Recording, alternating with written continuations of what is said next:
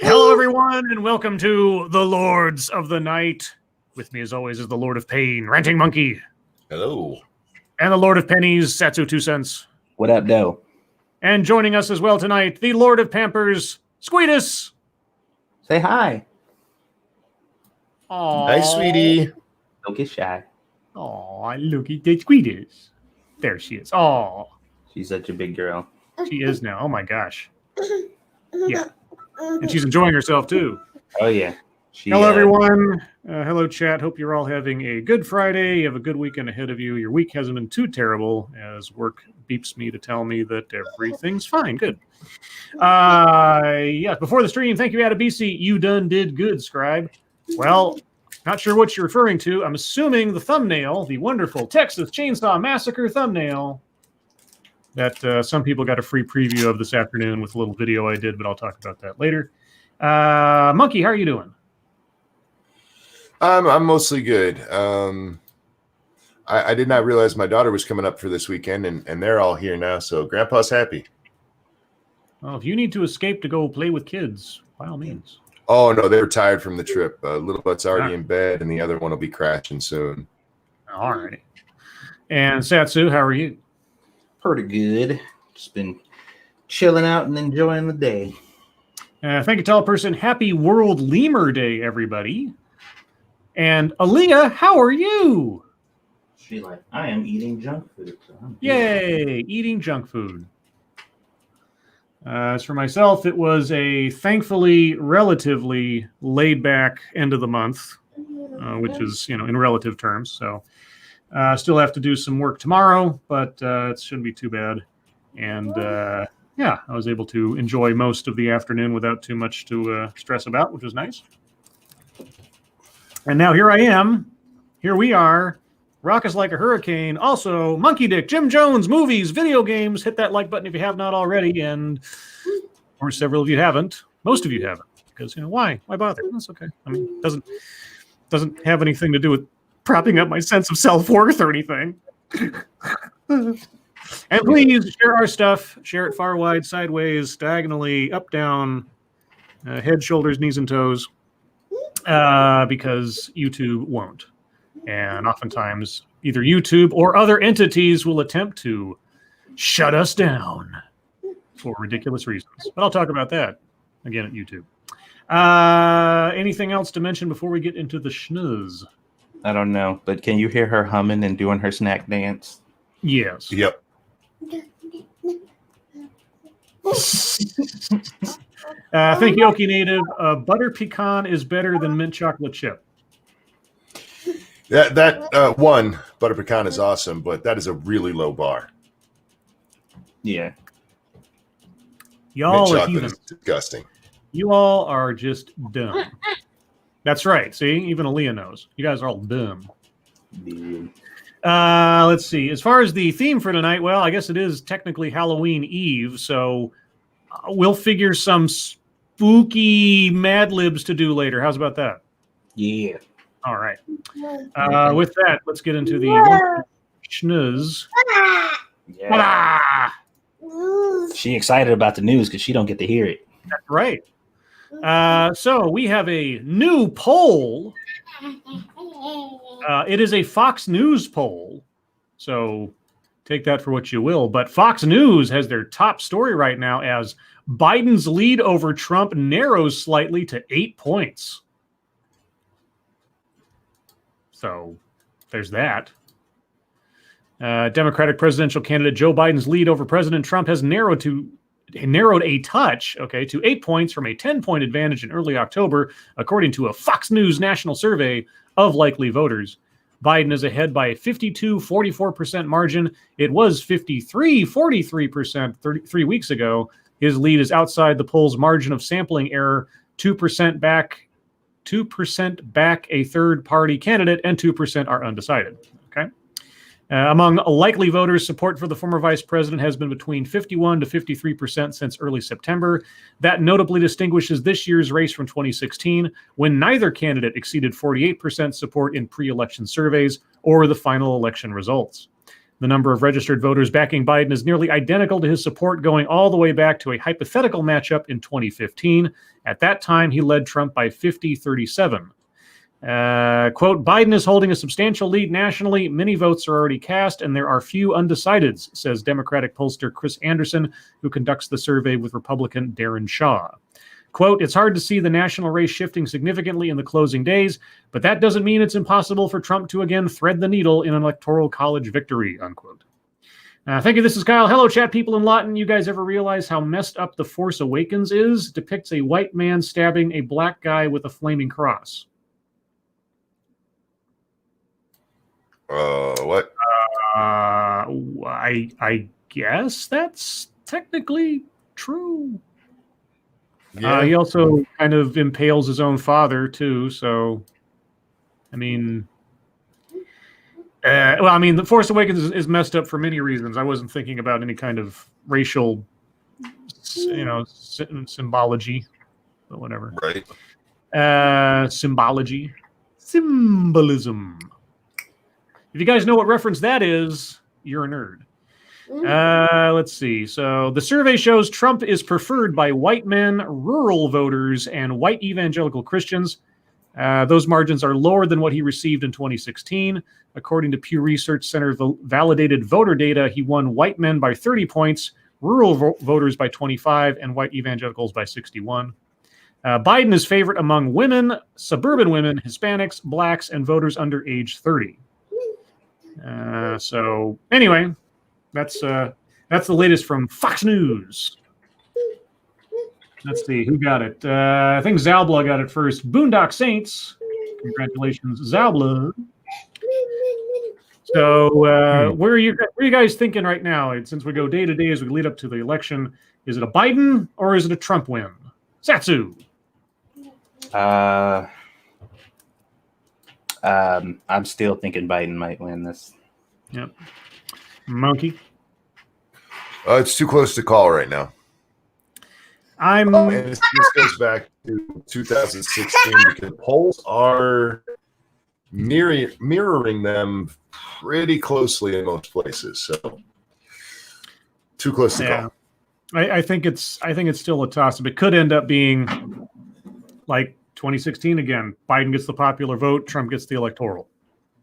But yeah, I'm sitting right on the middle. I have no idea. I don't know. I think it's probably leaning more towards Biden, but it really depends on how things shake out. So, but moving on from that, speaking of which, CNN, and I said this on Twitter today, so I'll give a sort of a free preview of my fucketry only because I screenshotted the headline for this story and I said, election night coverage on CNN is just going to be one giant nervous shrug, isn't it? Because their headline earlier today was how to spot a red or blue mirage in early election night results. Like, why even bother watching, you guys? Election night will be an unusual experience this year. Early results that pop up shortly after the polls close might look very different from the final outcome because of unprecedented levels of mail-in ballots and early voting due to the coronavirus pandemic. In those states where mail-in voting is the standard, isn't everything pretty much the same as it was in any other election? I believe so, yeah. So, I forget how many states actually already have established mail-in voting, but since the beginning of the pandemic, supporters of Democratic nominee Joe Biden have shown a strong preference for mail-in voting. Well, a lot of places don't have a choice. In California, it's mandatory. It's your only option. So a lot of people voting for Biden prefer mail-in voting because they don't have an option otherwise. Good job, CNN. Most of President Donald Trump's supporters say they want to vote on Election Day. States count these different types of votes in very different ways. As a result, in some of the most competitive states, early results may look too rosy for former Vice President Joe Biden before falling back down to earth and becoming more representative of the true outcome. In other states, Trump could see early leads that slowly narrow as more ballots are counted. This won't be a sign of fraud or irregularities. Rather, that's just a reflection of how states count votes. Yeah, well, I'm sure we'll hear that from both campaigns as the night goes on. Thank you, Connor Johnson. Bohemian Rhapsody by Queen turns 45 tomorrow. My awareness of Bohemian Rhapsody turns however many years it's been since Wayne's World came out. Because I don't think I knew that song until that movie came out.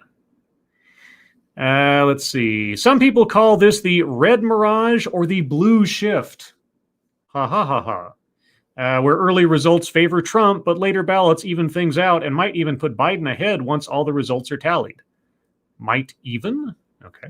This dynamic is expected in Pennsylvania and Wisconsin, where they don't process absentee ballots before Election Day. Early waves of results will likely come from ballots cast on Election Day and from outside the state's population centers, which are expected to favor Trump. As absentee ballots get counted late on Tuesday night and bigger cities report more of their votes, or even over the days that follow, the statewide vote count could shift in Biden's direction. Could. Maybe. We don't know. Okay. Thank you, Mystic Forest 25. No message, but I appreciate it. Thanks so much. His Kitten says, Scribe Light, will you sing a birthday song for me tonight? Sure. Like all by myself? All by myself. Or did you want Monkey too? I don't know. Is everybody there? Awfully quiet. I'm here. I'm Lady Monkey's in here, so I was muted, so I'm not making too much noise.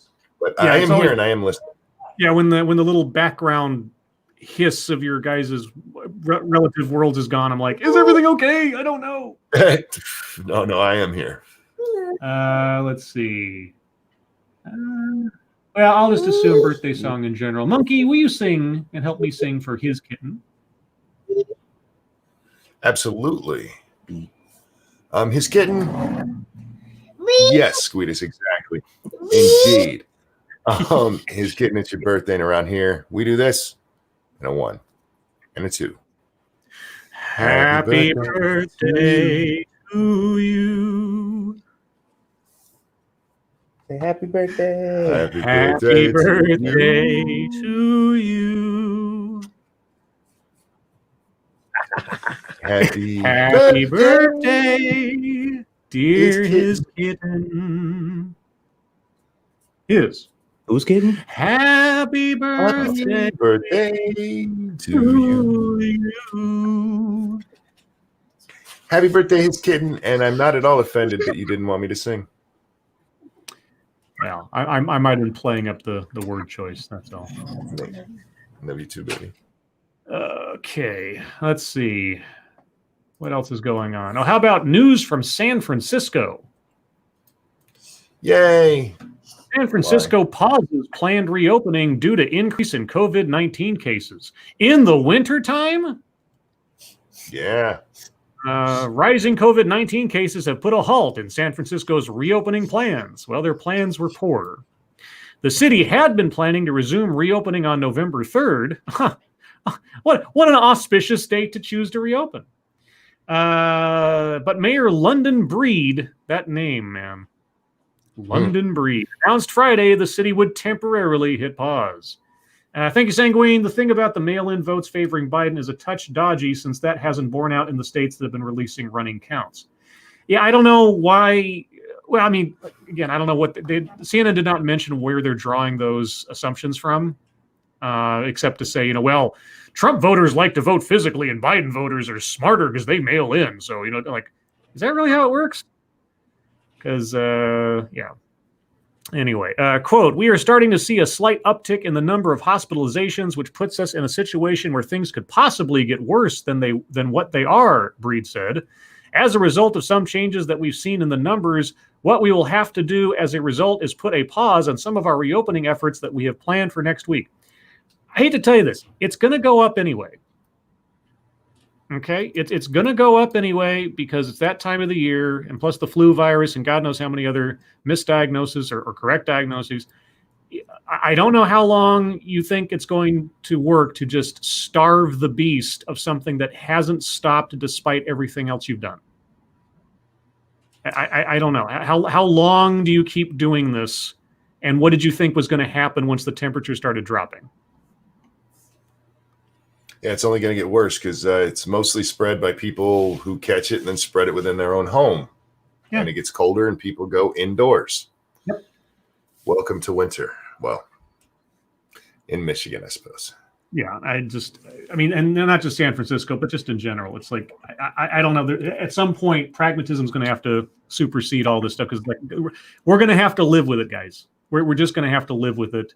And we can't continually deteriorate the welfare of ourselves and everybody else, economically, mentally, and so on. It's just at some point life's going to have to go on because we're not going to get a vaccine in wide release for at least a year or two. I mean, I've seen the reports that say even if they get a working vaccine like next week, the first couple million doses aren't going to go to Joe Normal. They're going to go to frontline workers, which makes sense, and to those most at risk. So the elderly and those with compromised immune systems, if you can prove it to a doctor and so on. The rest of the population is just going to have to wait.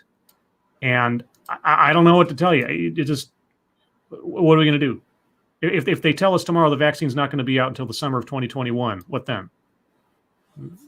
So I don't know. Now you send out some stimulus or open things up. You got two options as far as I'm concerned. Yep. They're not doing the one, and they keep rolling back the other. So, sorry, just a little perturbed. Pardon me. Let's see. So, not much more to say about that. San Francisco is shooting themselves in the foot because why not? Let's see. Another opinion piece by Jill Filipovic, who I think I read the other day, and she's becoming my new sort of next favorite CNN opinion writer. Republican female senators are facing a crisis of their own making. By being female? By being female and Republican, I'm assuming. Oh, those bitches. It's hard out there for Republican women in politics. Oh, okay. 6 female Republican U.S. senators are running for re-election this year, 4 of them facing tough competitive races. West Virginia's Shelley Moore Capito and Mississippi's Cindy Hyde-Smith face Democratic challengers but are widely expected to win their races. Okay. So those two aren't having a hard time.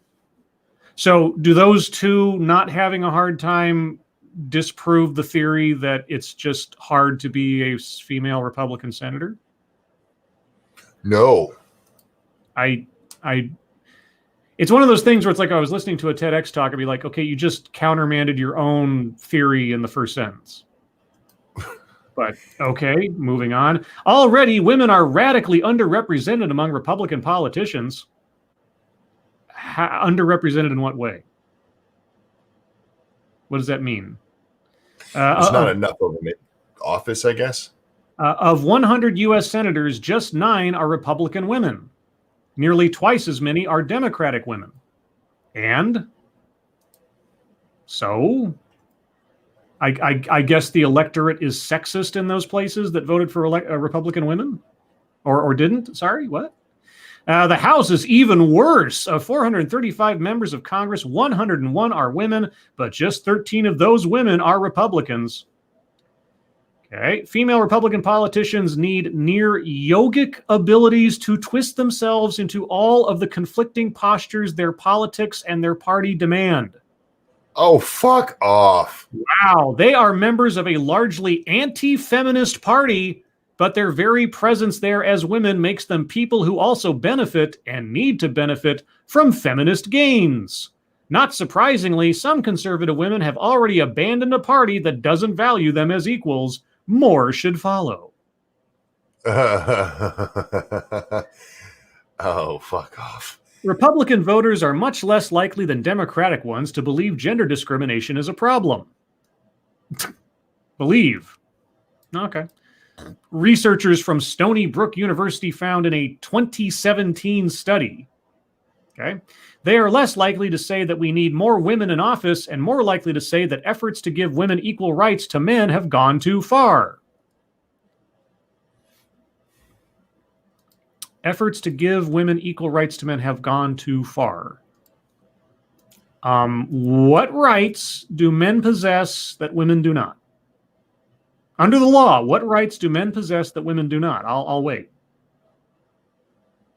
You'll be waiting a long time because there's no answer to that question. Yeah. Well, I think more importantly, like, who are they saying says this or more likely to say this? Okay, so she's got hyperlinks to things. Holy cat. Okay, so when it says Republican voters are much less likely than Democratic ones to believe gender discrimination is a problem, that links to an article from The Atlantic. Of course. From 2017, the growing partisan divide over feminism. Yeah, you know why it's a growing divide? Because the nut jobs took it over and ran away with it. Third wave feminism is so insane. You're right. Anybody who just believes in the benefits and the honest benefits of second wave feminism is too conservative for modern feminism. That's true. And then the part where it says equal rights to men have gone too far. And that's a article from the Pew Research Center from July of this year. A century after women gained the right to vote, majority of Americans see work to do on gender equality. About 3 in 10 men say women's rights have come at the expense of men. Okay, I think you might be confusing women's rights with feminist zealotry.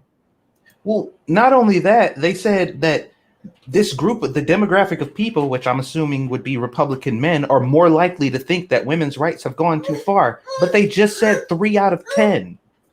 Thank you, Sanguine. They are miffed Republicans don't buy into women deserve to be more equal BS. Well, so here's the thing. If you assess the number of female senators as evidence that women do not have the same rights as men, well, then, okay, you're wrong. I don't know what to tell you. Like, there aren't enough women on the Fortune 500 CEO list. Therefore, we have a long way to go on equal rights for women. No, that's not how that works.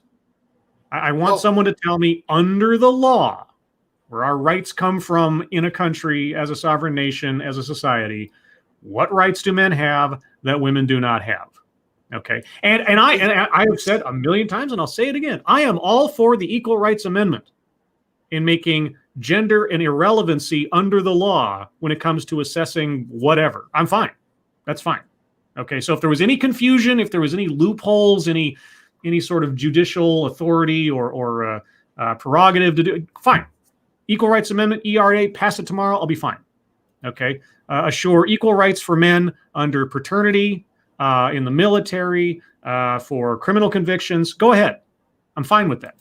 I really am. But they keep bringing up these statistical differences. The number of women on CEO positions versus men. The number of female senators versus men. And these disparities, they say, is proof of a lack of rights for women.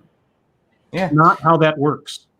And it's so funny because those same people in the very next breath will talk about, well, let's talk about the gains and how well women are doing in some areas. In this area, it shows that women are 30% more likely to succeed in this field. That shows a great improvement in how much better we're doing. I'm just like, wait a minute. Yeah. You just said that disparity means that the other party automatically is being mistreated somehow. Yeah, this is what I've said many, many times before. This is the God of the Gaps theory of statistical analysis. If there is a disparity between demographic A and demographic B, then the space in between has to be name your ism, whatever it is. So obviously, when it comes to sewer workers, the number of men versus women means that there are not equal rights for women working in sewers, right? I mean, we obviously have a situation that is disabling women from working in sewers. So we need to fix that, right? So throw more women into sewers. There you go. It's so, every time I read one of these things, it's just like, you cannot be a serious adult when you say this kind of thing. Like, I can't, how many articles did we read in the last 2 years since 2018 about the increased number of women getting into politics? right? And it just how much of a revolution we had in the Democratic Party with all the women who were elected to office in the last 2 years or so, and all this, that, and the other. And like, oh, golly gee, I guess that's evidence that women don't have equal rights. Yeah, it's so weird because like all of their narratives conflict, like pretty much all of them. Because if you were to bring up, well, women dominate this field, and they're like, well, women are dominating this field, it's because they're forced to go into that field and they're not able to go. I'm like, so wait, bigger numbers automatically means bad, regardless. So even if women are dominating a field, it's a bad thing also. So if they're doing good and dominating a field, it's bad. If they're not, then it's also bad. So it doesn't matter which way you look at it. If women are represented in any way, we'll say it's bad because we have a reason on why it's bad. And if it's equal, it's also bad because men have been on top for a long time already, which is kind of unfair to women. So it's never good. Let's see. And just to wrap things up, a relatively benign story, not political in any way. I just find it interesting. It's like it's one of those like feats of engineering deals, and I'll put the link in the description because you kind of have to see the pictures in the video attached to it. 5-story building in Shanghai walks to a new location. Okay. Shanghai residents passing through the city's eastern Huangpu district earlier this month might have stumbled upon an unusual sight, a walking building. An 85-year-old primary school has been lifted off the ground in its entirety and relocated using new technology dubbed the walking machine. In the city's latest effort to preserve historic structures, engineers attached nearly 200 mobile supports under the 5-story building, according to Lan Wiji, I don't know how to say that, chief technical supervisor of the project. The supports act like robotic legs. They're split into 2 groups which alternately rise up and down, imitating the human stride. Attached sensors help control how the building moves forward, said Lan, whose company Shanghai Evolution Shift developed the new technology in 2018. Quote, it's like giving the building crutches so it can stand up and then walk, he said. A time-lapse shot of the company shows the school inching laboriously along one tiny step at a time. According to a statement from the Huangpu district government, the Langana primary school was constructed in 1935 by the municipal board of Shanghai's former French concession. It was moved in order to make space for a new commercial and office complex, which will be completed by 2023. Workers had to first dig around the building and install the 198 mobile supports in the spaces underneath. After the pillars of the building were truncated, the robotic legs were then extended upward, lifting the building before moving forward. Over the course of 18 days, the building was rotated 21 degrees and moved 62 meters, or 203 feet away to its new location. The relocation was completed on October 15th, with the school building set to become a center for heritage protection and cultural education. The project marks the first time this walking machine method has been used in Shanghai to relocate a historical building. That's really cool. I just find things like that neat. That is cool. So they're preserving their history, had to move it 200 feet away to make way for an office complex. But hey, they kept the building intact, and it's really neat to watch. Thank you, Saxon Ross. Your channel got a mention on Nerdrotic's live channel earlier today, I think in relation to Kurt Metzger, Small World. Ooh, I did not know this. Well, cool. I'll have to can you tweet me a link or something so I can see it and thank Nerdrotic for the shout out. And thank you, Old Grouchy Gamer. That video is amazing. Yeah, I like things like this, like engineering feats, stuff that we do, cool things that we humans invent and create to do productive things. I like that. Yeah, I'll have to check out the video. That sounds cool. But all right, guys. Well, now we're going to move on to the wonderful world of MSS News. So if you guys have stories you would like us to read on the air, please send them to us via Twitter using the hashtag MSS News. Can't promise to get to them all, but that's because I'm long-winded and sometimes ranty, which never happens here. Things happen. It happens. Shit happens. Let's see. This one comes from Massive Dynamics. Excuse me. Come on. Woman allegedly posed as a prosecutor and dropped charges against herself. That takes some balls. Or not. Or not, as the case may be. A New Hampshire woman allegedly posed as a prosecutor and then falsified records related to drug and stalking charges filed against her, court documents say. Lisa Landon of Littleton, I love alliteration, used the state's electronic system to drop the charges and submitted fake documents in 3 separate criminal cases last year, according to a review by the New Hampshire union leader. Landon's plan to avoid jail went awry when a forensic examiner, who was supposed to perform a competency evaluation on her, noticed the charges were dropped. The examiner later contacted Hillsborough County prosecutors to confirm if the evaluation was still necessary, the indictment says. Landon, 33, is also accused of falsifying a judge's decision to waive a filing fee in a lawsuit she filed against the county and faked an order in a child custody case involving her child and a family member. Good Lord. She faces 1 charge of false personation. False personation. Okay. And 6 counts of falsifying physical evidence. Her criminal past includes drug possession and stalking charges, and also a master of electronic disguise, apparently. That's some funny shit. That is funny. It's like, I'm dismissing these charges against her. Oh, very well, Mr. Prosecutor. You are a prosecutor because the email said so. Thank you. Oh, boy.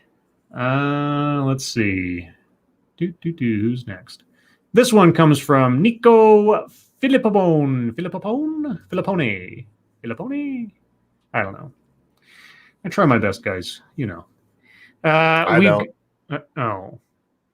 I try to say names as correctly as I can.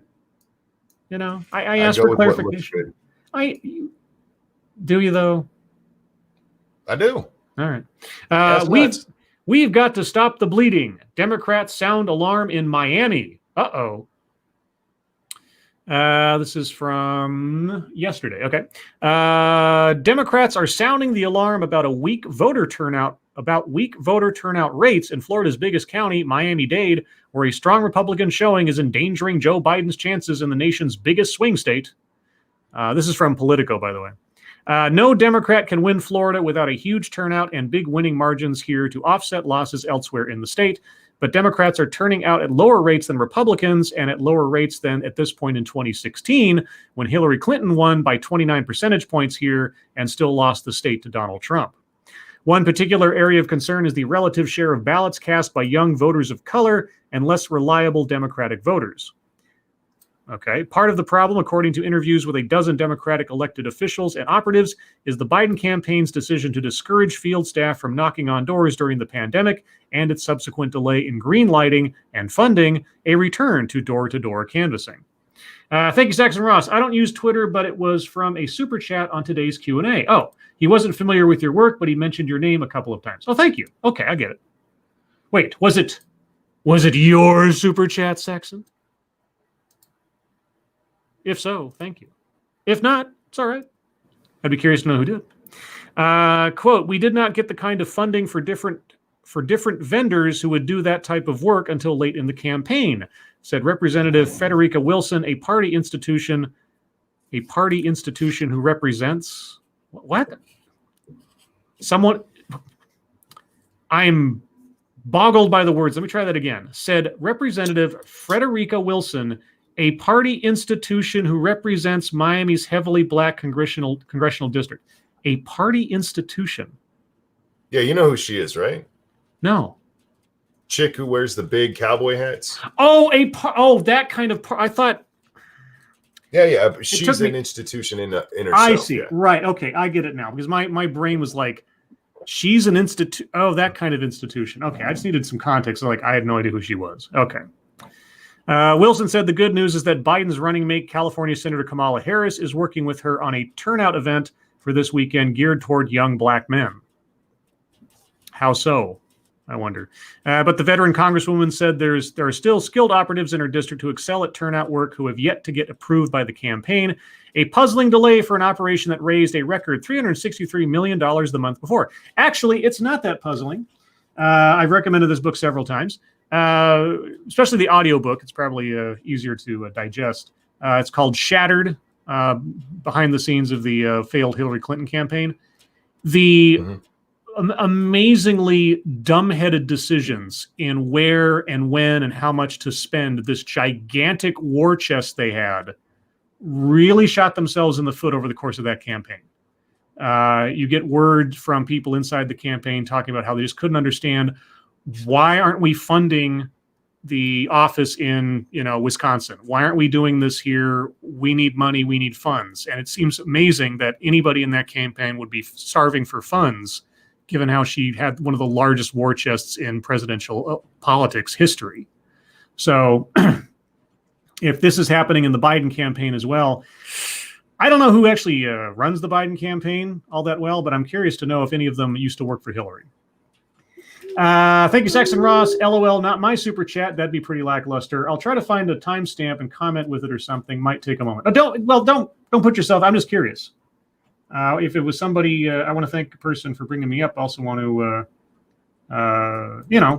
I appreciate when people mention me, because YouTube doesn't and stuff like that. And when you guys retweet the links to my shows and things, I appreciate that as well.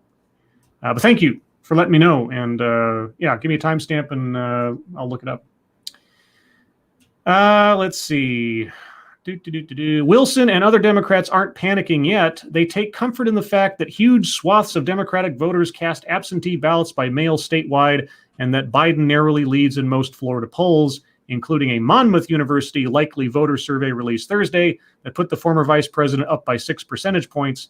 The margin is far bigger than in Democratic internal polls. Yeah.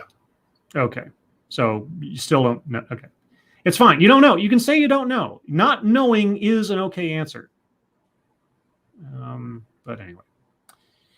Moving on. How about some Halloweeny news from the Great White North? From Peter Stewart. Candy quarantine. What to do with Halloween trick-or-treat sweets? Eat them. Eat them. Eat them. They've probably been packaged for the last 5 years. Right, Squeetus? Eat them. Eat them. Say eat them. Yeah, right. Toronto, while there has been much talk about wearing masks, physically distancing, and the proper ways to hand out candy this Halloween, there has been less guidance on what to do with the treats once they've been collected. Dump them into hydrogen peroxide. That's the only way. Wait, what? That's the only way to be sure. You dump them into hydrogen peroxide. Oh, okay. Yeah. Now, the article doesn't say that. I'm just saying that really the only way to be sure. Yeah, see? Squeetus knows. Aaliyah disagrees. Oh, okay. Now, if it's candy corn, just crawl into a hole and die. Because it's terrible. Dump it in the trash. That's how you know it's yeah, exactly. Or if somebody gives you candy corn, call the police. They're probably trying to poison you. Exactly, Squeetus. Should parents sanitize each wrapper before the child digs in? Yes. That was me talking. Should they put the candy in quarantine for 24 hours, 48 hours? Should they wear gloves while rummaging through the hall? Sure. Why not? Go for it. Yeah. Knock yourself out. For those families that will be participating in the annual trick-or-treating tradition, public health guidance on the event varies across the country, and Canadians should follow regional recommendations. Wait. So there isn't a right answer? Doesn't sound like it, no. Oh, so depending on where you are in the country, there's a different guide. Okay. CTV News infectious disease specialist Dr. Abdu Sharkawi.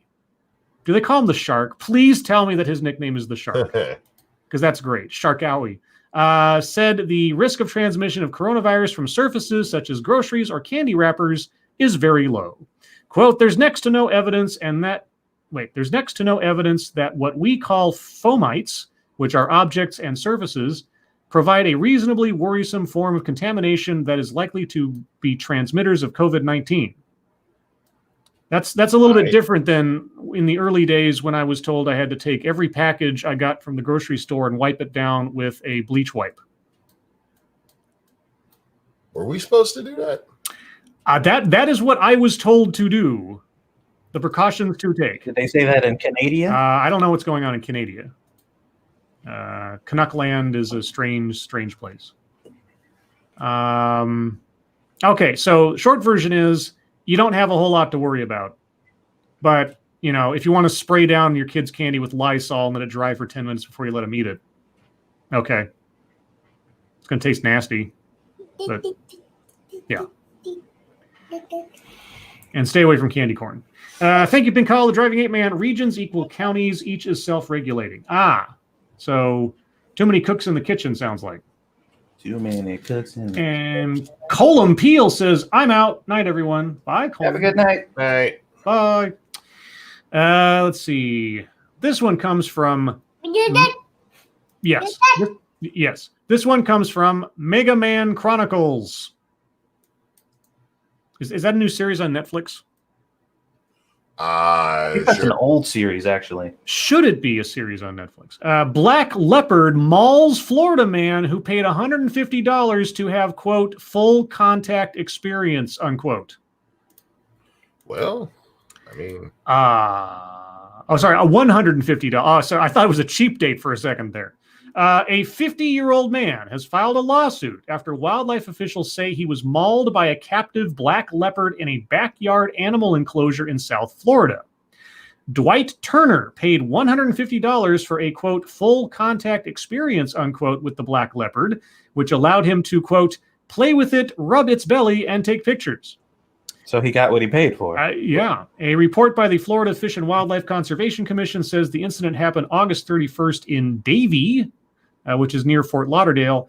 The agency charged the owner with allowing full contact with an extremely dangerous animal and was cited for maintaining captive wildlife in an unsafe condition. The owner, Michael Poggi, Poggi, Poggi. Please tell me that his business was called Poggi's Pets. Just for the heck of it. Has a Facebook page which claims he runs an animal sanctuary for rare and endangered animals at the home. So he wasn't making any sort of like covert nature about this. He was saying, hey, I keep exotic animals in my unlicensed home.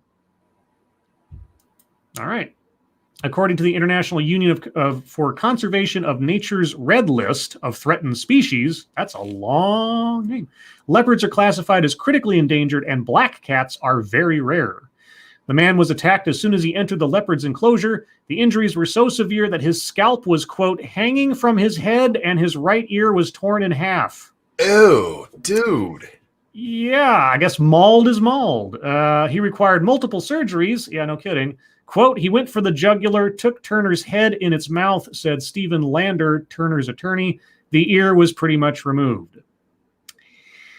Okay, well, first off, owner, stupid. Second off, guy, really stupid. Sounds like that guy owes the owner more money because he got like the real experience. Oh yeah, he got the deluxe package. In full contact. He probably shouldn't have used those Yeah. those words. Oh my God. I wonder if the owner of the illegal animal sanctuary had him sign a release first before he went into the full contact experience. I would imagine. Do you think it's legally binding if he's running an illegal operation? Probably. Yeah. Thank you, Shrouded Angel. Full contact experience. You deserve to get eaten.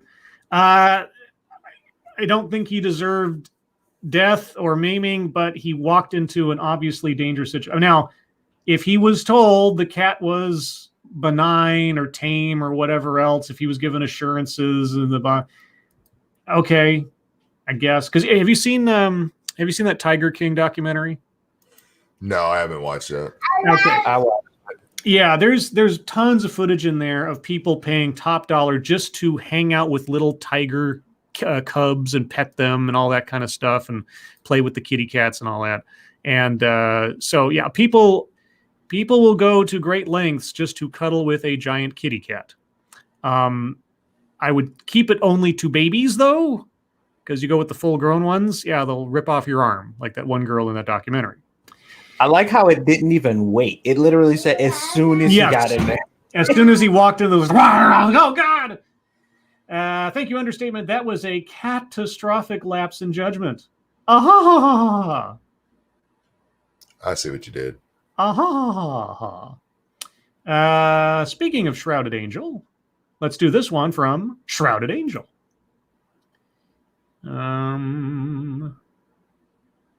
in the same file as bad choices. I changed my name in honor of my favorite TV character, but my mom is furious. But what's your favorite TV character? That's what I'm wondering. A man who took his wife's surname when they eloped seized the opportunity to change his first name too, but his mom is angry that he's no longer named after his grandfather. Okay. A man who legally changed his name to include the title, of one of his favorite TV characters says he's been left torn after his mom branded the move stupid and embarrassing. His parents had given him the first name of Donald after his grandfather, but he says the name was teased when he was growing up with Donald Duck jokes, okay, and has become even worse in the last 4 years following the election of Donald Trump. Obviously he hasn't. Although he has mostly gone by his middle name of Jake, when he and his girlfriend eloped and decided to take her last name, he seized the opportunity to change his first and middle names too. Choosing Jacob to become his official first name and adopting his wife's surname, he picked Tiberius as his middle name after Star Trek character James Tiberius Kirk, explaining it was meaningful to him as he and his wife had met at a sci-fi convention. All right, dork.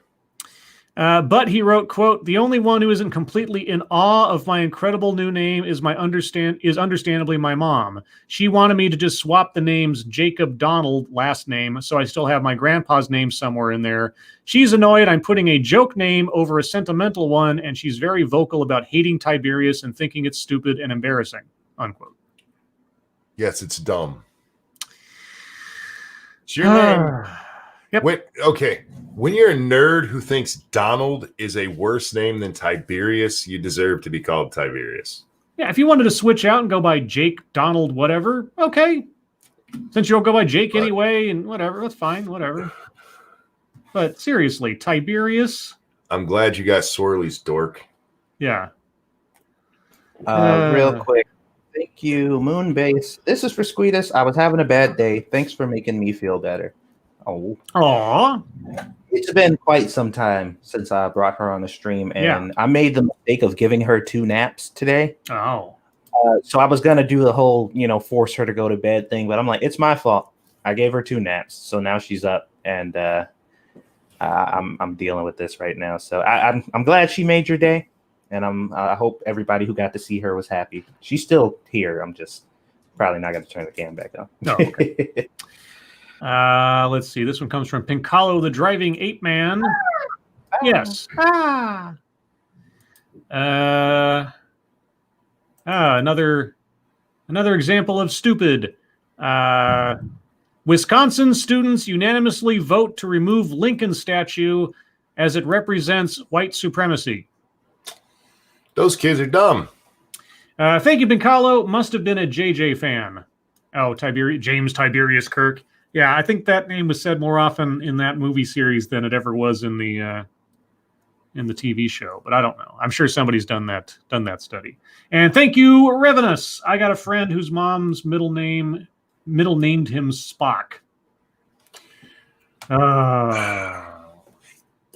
Oh no. Why don't you people like your kids?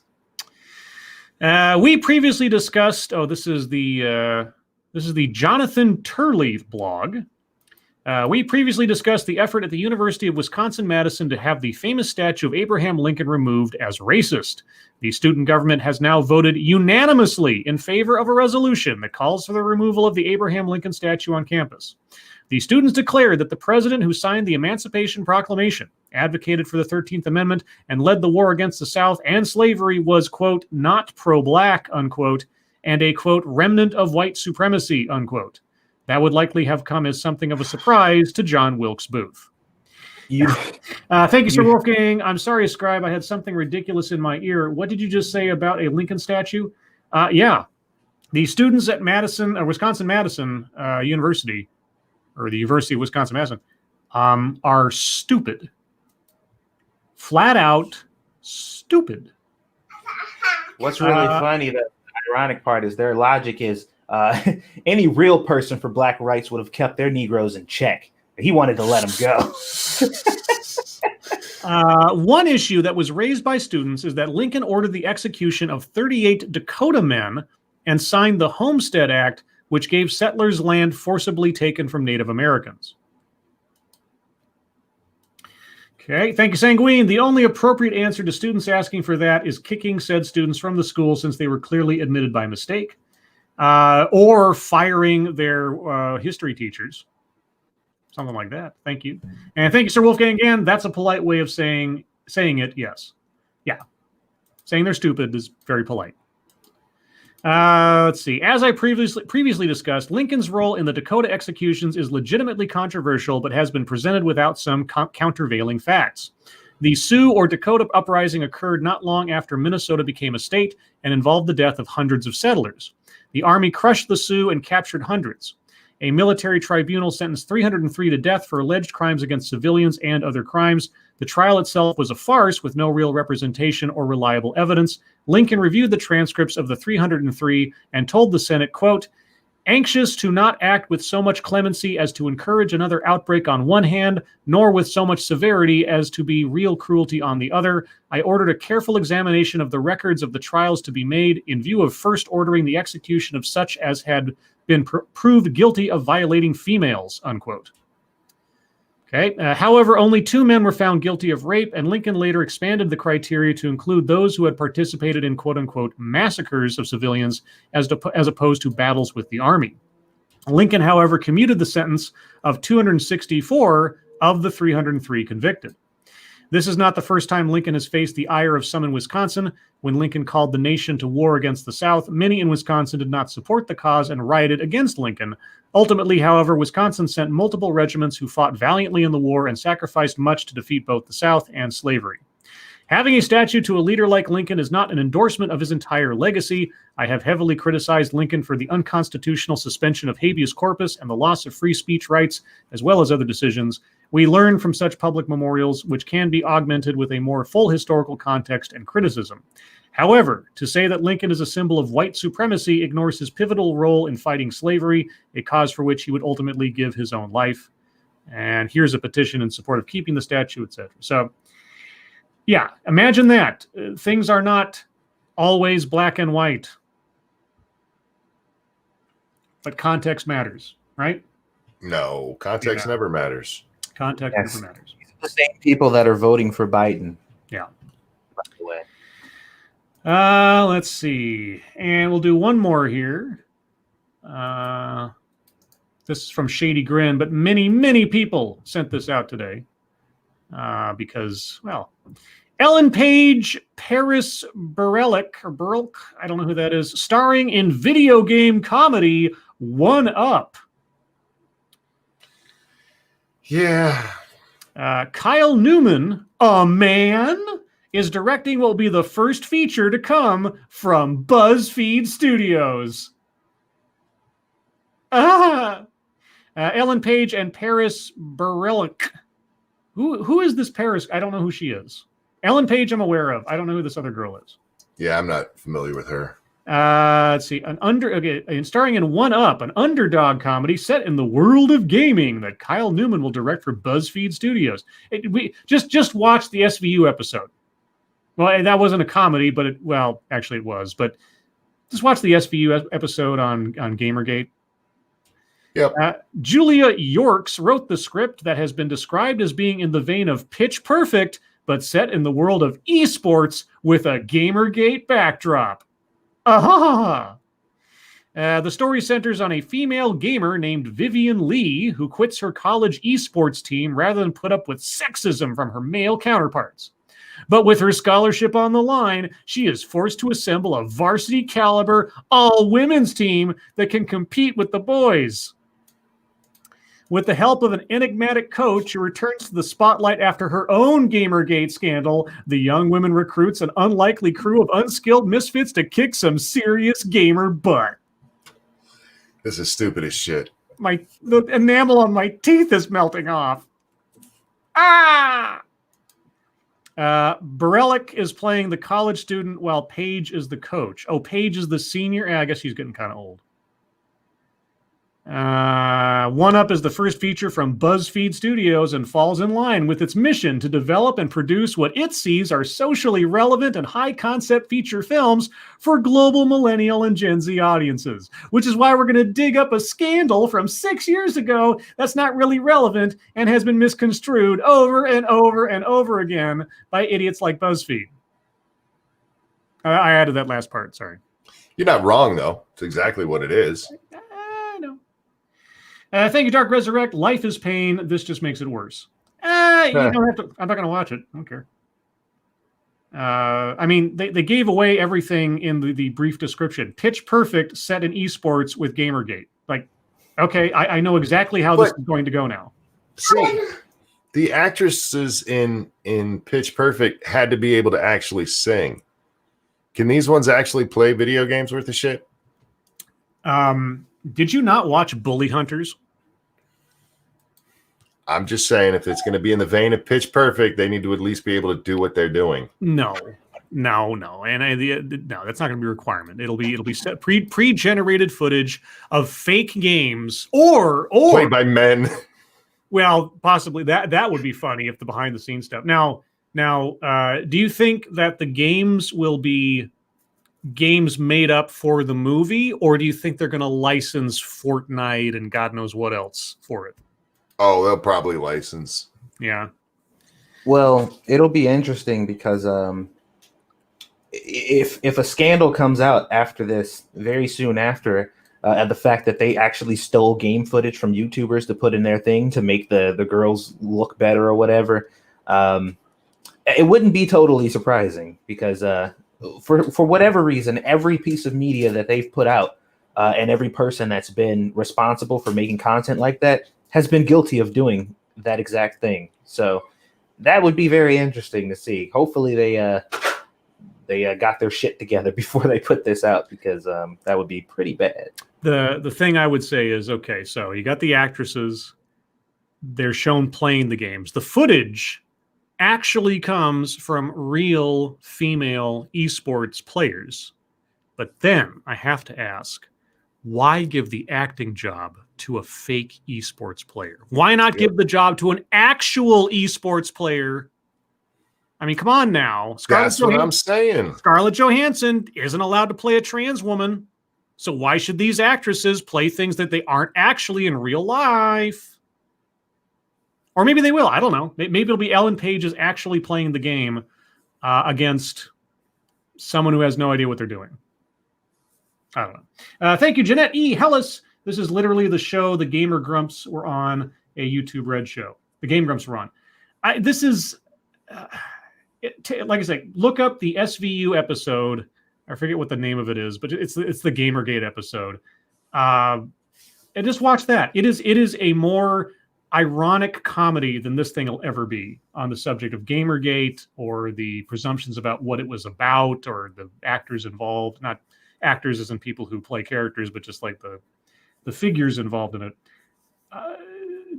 I'm actually kind of surprised it took this long for something like this to be made. But I don't know. I guess Gamergate is now the big thing again. I'm hearing Gamergate way more now than I have in years past. It's coming up more and more. They're trying their best to resurrect it because it's getting around Christmas time, and they gotta make some money to buy those guilt gifts for their family. Dark Resurrect says $100 says they steal Shroud's clips. Yeah, well, like I say, if they have footage of actual games in that movie, somebody's going to be finding their origin or looking into it. And if they're smart, it'll be footage they actually recorded for the movie that the actresses themselves were playing, or at least getting it from somebody who approved of it or got paid for it. So either way. I hope they use our footage without our permission so we can sue the shit out of them. That'd be great. That'd be great. I'd like to be able to get a copyright strike against somebody for once in my life. Oh, no, I want to actually sue. Well, I know, but it starts with that. All right, guys. Thank you so much for all the stories. Appreciate it. Move on to YouTube time. I'm going to keep it brief because I want to get to Mad Libs later. Didn't do anything today except for what you're looking at now. Except for the one thing I did test out. So I'm trying to figure out ways to either mitigate the likelihood that I'm going to get copyright struck in the future by TED or TEDx, or at least have a stronger argument, if I don't already have one, of transformative piece in case a fair use thing comes up. So I experimented with putting a gradually less opaque sort of screen thing over where the video appears, and I tested out various levels of opacity on a quick little test video this afternoon. Some of you saw it, some of you missed it. You didn't miss anything. It was just me seeing how it would render and how it would look in a YouTube video. So I shouldn't change too much as I proceed, but there just be a little sheen there to make it look like you're watching the TED excellence on a television screen, sort of that effect. So that's all that was. Otherwise, I plan on doing a TED tomorrow, or TED Excellence tomorrow.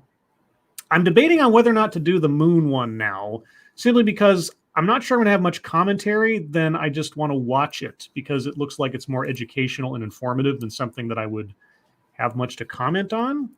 And if I'm not commenting, I'm a little gun shy right now regarding the whole copyright strike thing. So I'm probably going to do a TEDx, but I might not do the moon one. I might just recommend you guys watch it yourselves.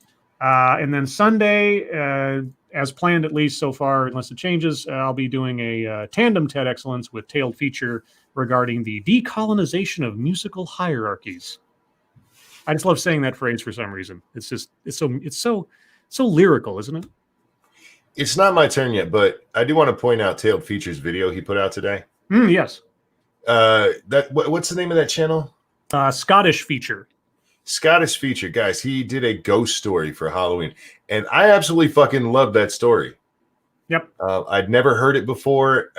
It's even kid friendly, so yes. Check it out over there on Scottish Feature. It was really, really good. Yeah, he does a whole bunch of different things over there. Scottish history, Scottish language. He did a little walking tour of some of the territory that he lives near and gives some historical stuff on it. I love everything that Tail does, and I wish he'd get more attention for, especially his musical stuff, because he's a super duper musical freakazoid, and he's great at it. And man, Dave Mustaine, I'm telling you, man, just take a look at his Megadeth cover. Just one tweet. I mean, can you imagine how little effort it would take to like change somebody's entire life with one tweet of Dave Mustaine retweeted out that link for Tailed? Man. And you don't have to know a lot of Scottish stuff for the story either, just for the record. It's a really good story. Check it out. Let's see. Other than that, that's all I got. Satsu, what'd you do today? It might be difficult to go through that, but I'll give it a try here. There wasn't a whole bunch, but this little one right here, she whenever she hears me talking, she likes to scream over me. So okay, we'll see how well this goes. Okay. Yeah, she don't like to be not the loudest thing in the room. Mm-hmm. There was a post that I commented on earlier. Somebody put out. Let me see here. I'm trying to find the original because I could see my comment, but okay. It says, why are you voting for or already have voted for Trump? Here's what I don't want to see. Insults to those brave enough to answer. Disrespectful rhetoric of any kind. What I want to see is informed, fact-based reasoning. I personally cannot fathom ever supporting the man with my vote, but I know too many decent people that love him, and I want to get some perspective as to how his presidency has benefited you. It's a very reasonable inquiry. Okay. Quite a few people in here had a whole bunch of comments about it and stuff. And for the most part, the conversation was relatively civil. And he actually was going through and making sure that anybody on any side, whether it was Biden people or Trump people who were hurling insults or whatever, that he was going in and moderating that shit up front. So there was a lot of really constructive conversation going on in here.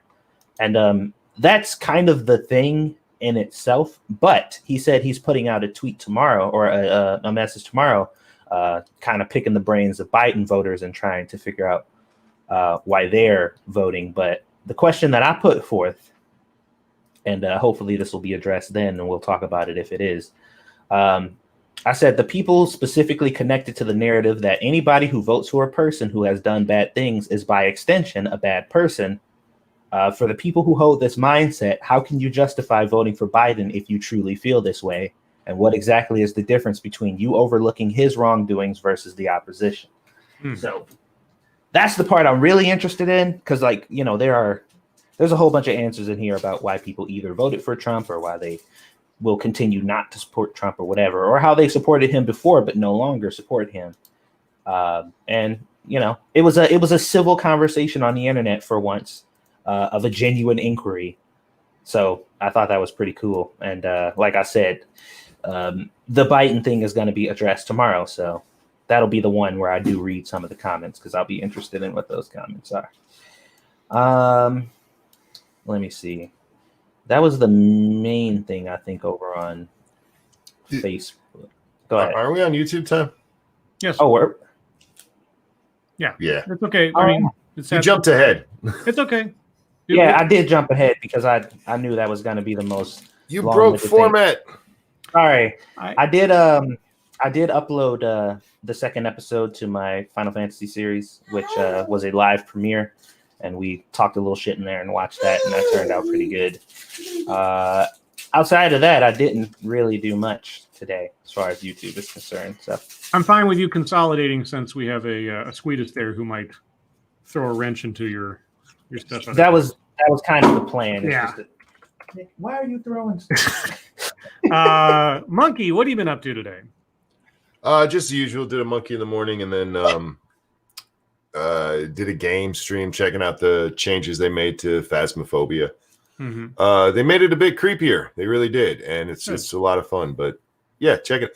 They fixed a lot of the problems. If you guys have been watching, and some of the bugs that we've had, they seem to have been worked out so far. That's all.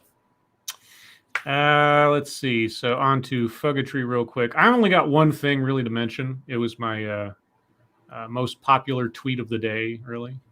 So the Washington Post had an opinion piece that was titled thuswise: "Why I Feel Insult When Trump Mispronounces Kamala Harris's Name." Because you're an overly sensitive twat. And I said, because you have the emotional fortitude of a 2-year-old. 71 likes. That was my best tweet of the day, or most popular tweet of the day. It's not as good as me trolling Count Dankula the other day, but all the same. And I think overall that's about it for me. Since Satsu already went, Monkey, what do you got?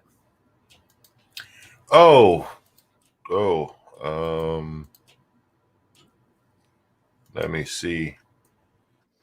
Will my Twitter open now? I don't know. This is a problem where I had to have you let me know. Right. Okay, got it. It's open. I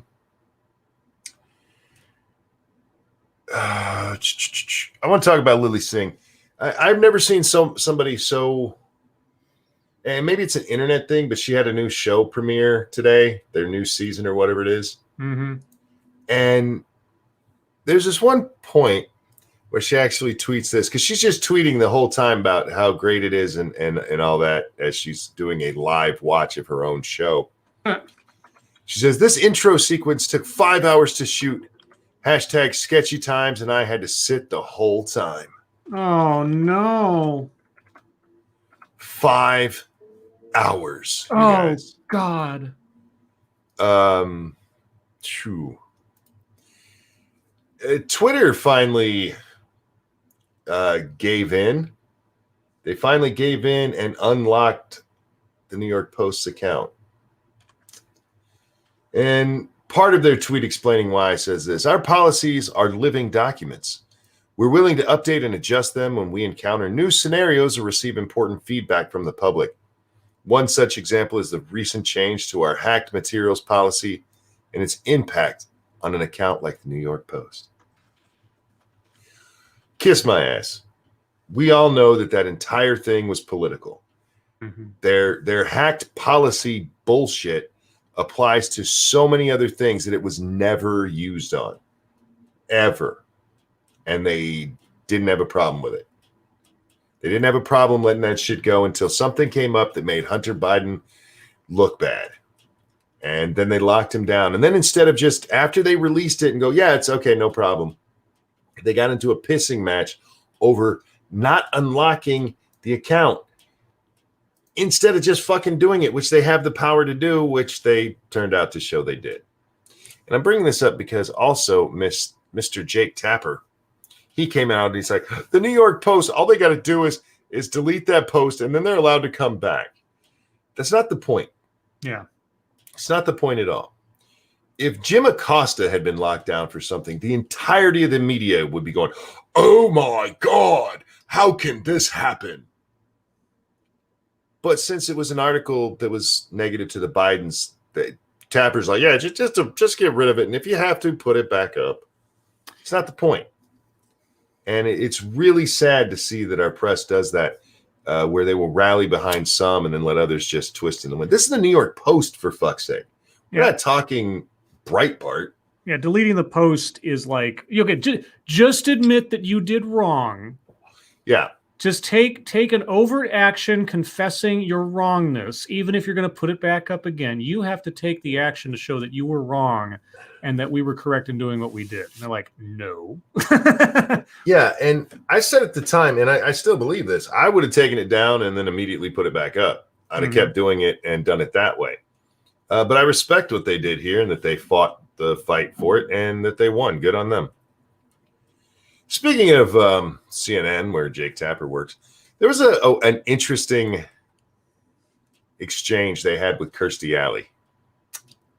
Kirstie Alley tweeted out, I now know why my personal friends who walk around in sheer terror of contracting COVID are simply CNN viewers. I decided to watch CNN myself to get their viewpoint, and oh my God, did I ever. If you too want to live in terror, watch CNN. Fear of dying is their mantra. Oh my God. Now, nowhere in this did she tag CNN. But CNN Communications, a blue check mark that is affiliated with CNN, tweeted this out. Kirstie, you're welcome to change the channel, just like countless viewers did every time Veronica's Closet came on TV. Oh! But don't downplay the loss of nearly 230,000 American lives, and please wear a mask. They go back like 20 years to hit her on a TV show that, when it first came out, was loved. It was like voted best new show on the People's Choice Awards. Mm-hmm. Now, I didn't know that until I was reading the arguments, but that is an important thing to know. But their whole thing was, if you actually pay attention to what they said there, it's okay that we're just scaring the shit out of people, and if you don't want to be scared, turn the channel. Yeah. That's a weird brag to make. Not really. Oh. But if you follow the narrative that I've been pushing for a long time, they know who their audience are. And they're like, Fair. yes. Oh, yeah. Yes, we know who our audience are. We've crafted it specifically to keep them scared. If it doesn't work on you, then move on, bitch. That sounds like a perfectly appropriate comment for a group of people who understand their audience, know how their rhetoric is working on them, and have no use for people it's not. That's the perfect response to me. You're right, but that's still wrong. You know what I mean? Well, it's also like this is the, and I know I should not be surprised by this. I guess I'm not, but professionalism. That's how CNN has a response to someone who criticizes them. Well, speaking of that, and this will be my last one. Guys, I have a lot more, but I do want to get into like the Mad List because that sounds fun. I could use that kind of fun distraction. Don Lemon went on last night and talked about how he just had to cut a whole bunch of people out of his life. Oh, right. Yeah. Had to cut him out of his life because you guys, they just don't agree with him on COVID. They disagree with him on masks, and they live in these red states where it's all blowing up anyway. By the way, San Francisco, we just read a story. Remember? Mm-hmm. Don't tell Don, it'll scare him. But it was the same stuff we've basically seen with lefties and Trump forever. You just can't be friends with people who disagree with you. Real quick. Thank you, Ebony Williams. Hello, gorgeous. Well, hey there yourself, hot stuff. No, no. You're never that nice to me when you send a donation, Ebony. What? She's mean to me. Plot twist. She was talking to Aaliyah. You. Oh, no! M. Night Shyamalan! In that case, it's okay. Yeah, okay, you got me there. I was about to say, Monkey, thanks so much for stepping on my compliment. Thank you so much. Please. Look, Gotta make it about you. Gotta make it about you. I have an ego that gets bruised very easily. Yes, you are a lemon.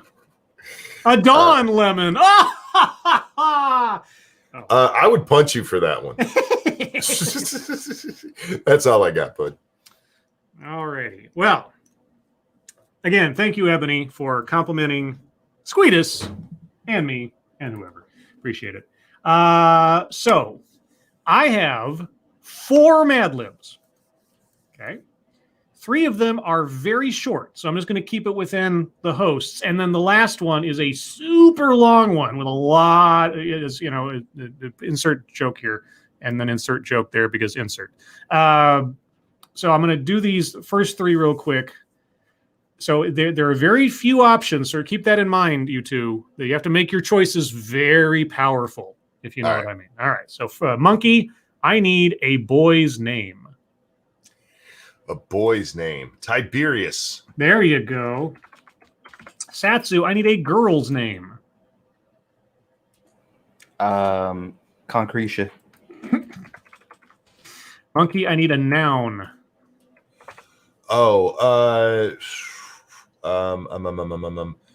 Butt plug. Satsu, I need a number. 1.5. 1.5. Okay. Monkey, I need a time.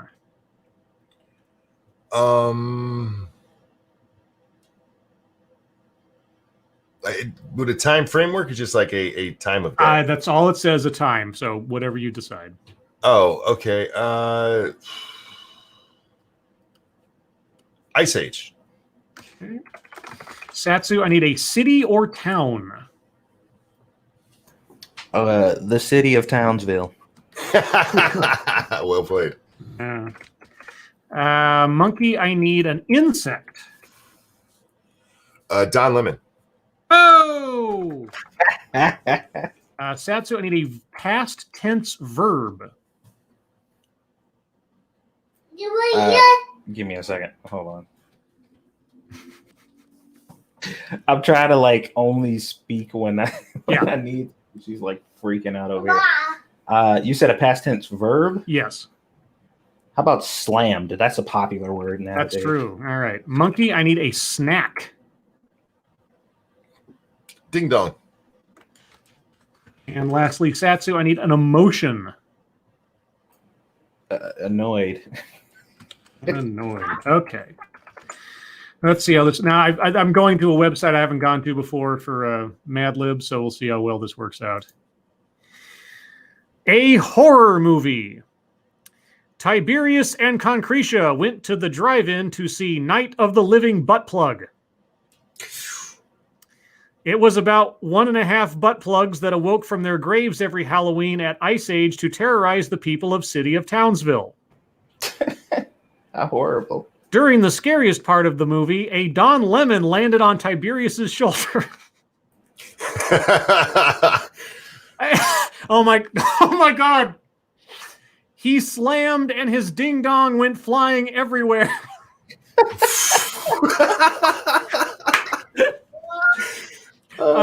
Concretia was so annoyed and began eating ding dong. Wow. Concretia. Later, they both agreed that the Don Lemon landing on Tiberius turned out to be the scariest part of the movie. Yeah, me too. What the? His ding dong went flying everywhere. And then Concretia ate it. Oh, and then she ate it. Oh yeah, at the drive-in. Okay, well let me crop that for posterity's sake. That was amazing. Okay, let me get the next one lined up here. Sorry, one second. Don't want to lose this. That would be probably annoying. She was walking around with this bucket on her head. She just took it off because she knows she don't care. Just had a bucket on her head. Yeah, she was carrying this bucket and she was walking around. Look at that face. Oh, Like, you snitching on me? For real? She's like, all you're right. black. Mad Lib 1. There we go. Okay. Next one. Real quick, I'm supposed to check my Streamlabs, Yes, and I James Colley have Renting Movie check Streamlabs. What's that motion? I happen to have it open because Ebony was saying she gave me a compliment. She called me cranky, by the way. There you go. James Kiley, thank you so much. He says, question, what is the difference between a blowjob and butt sex? One will make your day. The other will make your whole week. All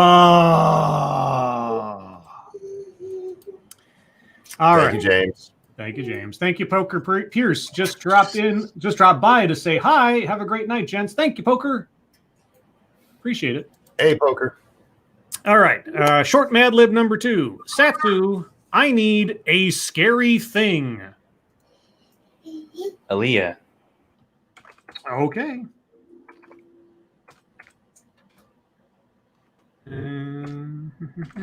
Monkey, I need an adjective. Cranky. There you go. Okay. Satsu, I need a number. You're just with the numbers. That's not a number, Aaliyah. 75. 75. Monkey, I need a verb. Bitch. Satsu, I need a person. Jack Skellington.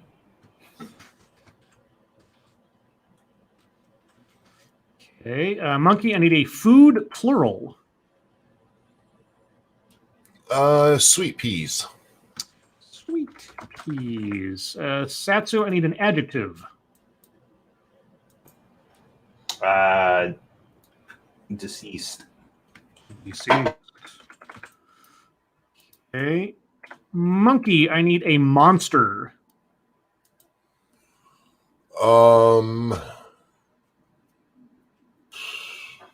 Nancy Pelosi.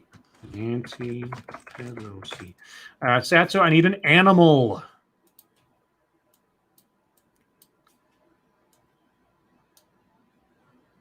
Satsu, you're not talking. Satsu. A zombie squirrel. Sorry. Zombie squirrel. Okay. And lastly, monkey, one of those ambiguous ones I've seen. It just says thing. Oh. So a thing, whatever that is. How about prostitute? There you go. All right, guys. Let's see what this one makes. This doesn't have a title, so I'm just going to call it Halloween. I was worried my Halloween was off to a bad start when a black zombie squirrel crossed my path, but it turned out okay. My best friend Jack Skellington and I went trick-or-treating the minute it started getting dark. I dressed as a deceased Aaliyah. Wow. And my friend was a cranky prostitute. Wait a minute. You don't have to dress as a deceased Aaliyah. She's already dead. So. The first few houses gave out their traditional sweet peas instead of candy. When we reached the end of the block, my friend dared me to ring the doorbell on the spooky house at the top of the hill. I tiptoed to the door, and just when I was going to push the button, a Nancy Pelosi answered the door. I screamed, tried to bitch until I realized it was just a mask. The old lady behind the mask gave me 75 candy bars since she didn't have many visitors. And then at the bottom, it gives me the advice of paste your best PG Mad Lib into the comments. Does that one count? No. I will not be pasting that into the comments for some little kids to come across. A cranky prostitute. There's nothing wrong with a cranky prostitute. She had a rough day. Just No, the herps was acting up. Oh. All right. Short Mad Lib number 3. Monkey, I need a girl's name. Nuts. Nuts. Satsu, I need another girl's name. Watermelon Drea. What? Watermelon Drea. Okay, Monkey, I need a boy's name. This is going to be a lot of names. A boy's name. Oh, Hunter. Satsu, I need another boy's name. Bob the Builder. All right, now, Monkey, I need something scary. Oh,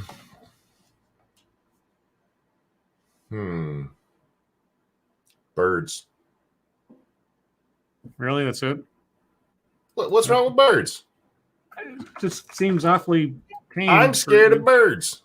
All right, Satsu, I need something scary. Child support checks. Are those Feeling scary or shy. are those not welcome? Those are terrifying. Okay. Monkey, I need a type of candy.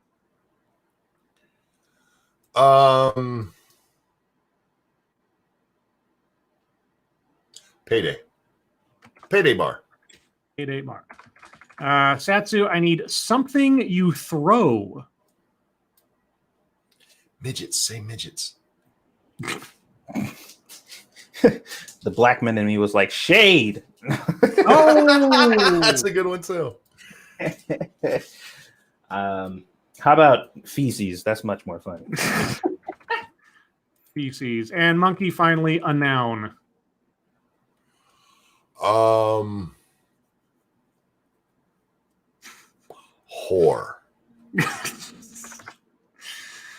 All right, here we go. This one is just another Halloween, and there's no title. There once were two girls named Nuts and Watermelondrea. They were very excited for Halloween because they would be going with their boyfriends, Hunter and Bob the Builder. Nuts was going as a bird, and Watermelondrea was going as a child support check. That sounds perfect. Nuts is the girlfriend of Hunter, and Watermelondrea is girlfriend of Bob the Builder. So they went trick-or-treating alone for the first time and got lots of candy. They got plenty of payday bars, and they all shared it. Then they all got hyper on sugar, so they decided to have a feces fight. Okay. There were whores flying everywhere. Then they got all tired and crashed on the couch. The end. I hope they All took right. a shower first. I know, after No the shit. feces fight, like, well, we got nothing else to do. Let's throw poop at each other. Yay! Look, I'm planning the night. We're going to get hyped up on sugar, throw shit at each other, crash on Bob the Builder's couch. Let's do it. Happy Halloween! All right, and here is the epic, many words Touch it. Mad Lib. So, chat, this is what I need from you. I need an adjective, a type of profession, and a noun. An adjective, a type of profession, and a noun. The noun will cover, or the noun options you give me will cover 1, 2, 3, 4, 5, about 6 spaces on this. So a noun, an adjective, a type of profession. Please put your recommendations in the chat. Be sure to tag it with what it is you're recommending so I can find it quickly, and we'll proceed. So start off with Monkey, I need a noun. Let's start with stripper. Stripper. Satsu, I need an adjective. Drunk. Drunk. Monkey, I need a past tense verb. Slaughtered. Ooh. Satsu, I need an adjective. How about disoriented? Okay. Monkey, I need a verb ending in ing. Lactating. Oh my god. Satsu, I need a noun. Vodka bottle. Wow, okay. Monkey, I need an adjective. Stretched. Satsu, I need a noun. Hennessy bottle. Monkey, I need a noun.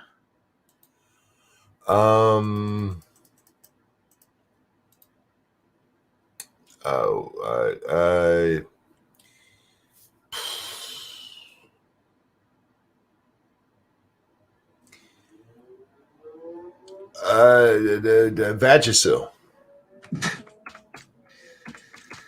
Okay, Satsu, I need an adjective. How about worn? Like worn down kind of thing? Yeah. Okay. Monkey, I need a plural noun.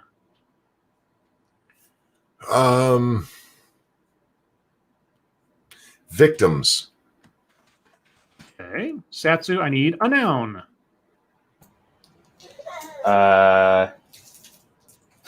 It's just all alcohol. No, a dirty condom. Monkey, I need a verb.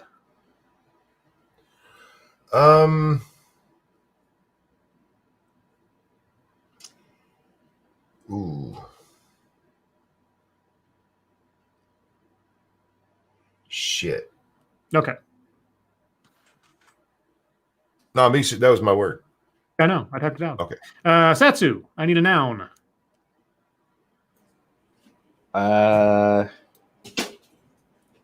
How about G-string? Monkey, I need a noun.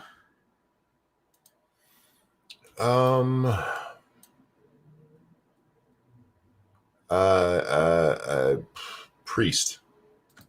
Okay. Satsu, I need a verb ending in ing. Puking. Puking. Monkey, I need a plural noun.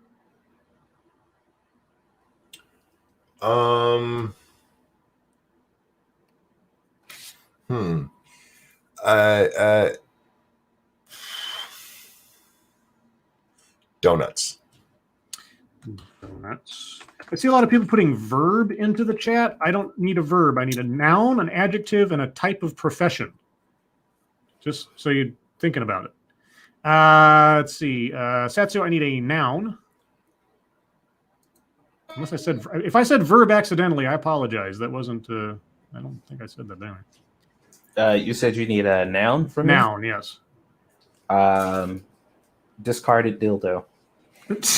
Jesus. Okay, well, given the fact that so many people have put verb in the chat, I assume at some point I accidentally said verb, so I'll just start there. All right, so getting verbs and such from the chat. Let's see. Verb. Had so many verbs. Evil Johnson says killing. Sure, why not? Or I'll just say kill since it's not an ing verb. Okay, now for the nouns. I have lots of nouns to fill in here. Let's scroll up. Jacqueline Dusk says hooker. Let's see. Who's next? Tack Alpaca says ghost. We'll put in a ghost. Hooker was profession. I apologize. Miss Lim 1 says hooker is a profession. Okay, well, I'll assume that hooker was meant to be profession, so I'll put that in the profession thing. That means I have another noun open up.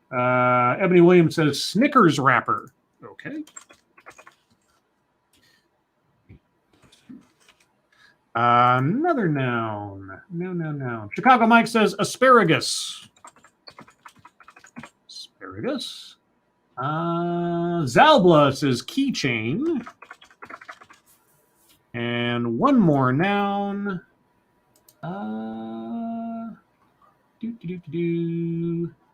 James Andrew Morrison says castle. Okay. And lastly, the adjective will be moist from Ryan Walters. Why not?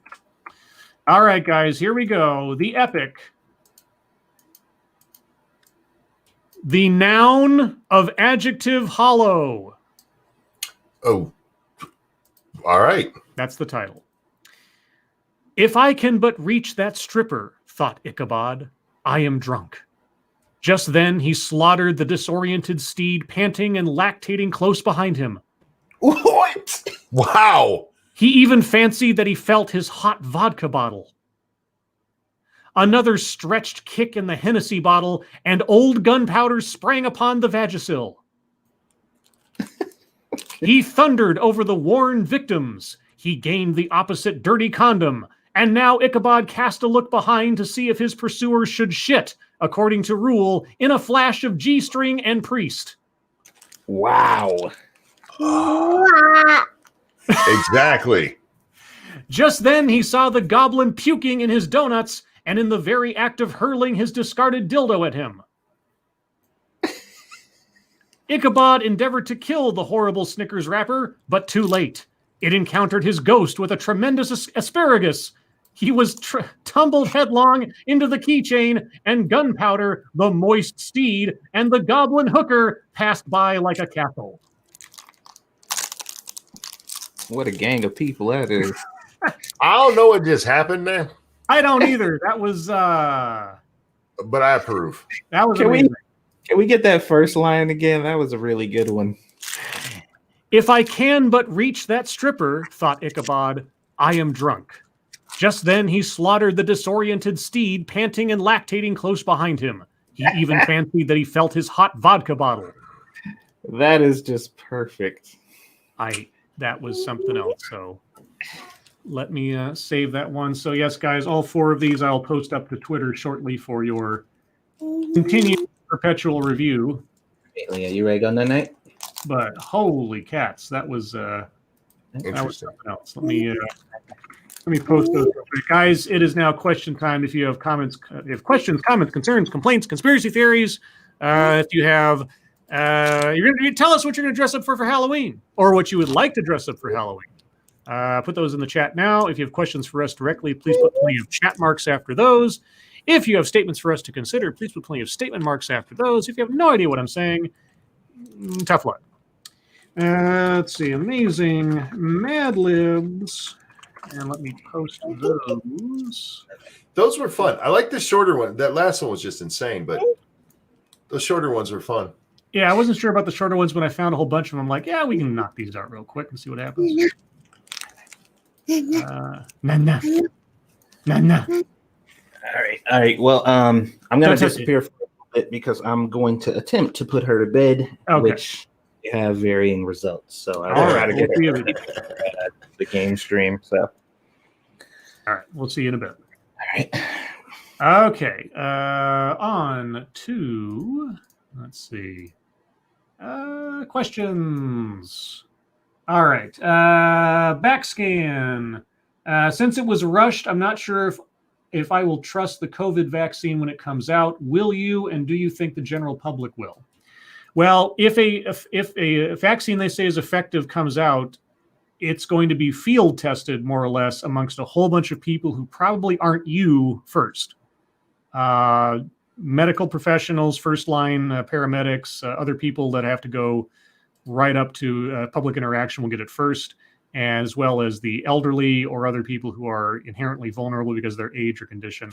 So the efficacy of it will be known by the time it reaches the general public. So I would say yes. That's my answer. Monkey?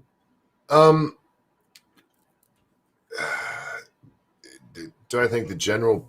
Now, is this about us personally or just the general public? Because I think the general public will probably be like, no, this was rushed. I'm not going to take it. And you have people like Biden who've been out there going, don't trust it if it comes from Trump, which is stupid. Yes. As long as it's tested, I wouldn't be opposed to getting it. I'd have to go outside to get it, though, and that I don't trust. No. Let's see. Advocatus Diaboli, why was Romania mentioned in the title? What? Romania was not mentioned in the title. A quote from Texas Chainsaw Massacre was mentioned in the title. Yeah. Besides which,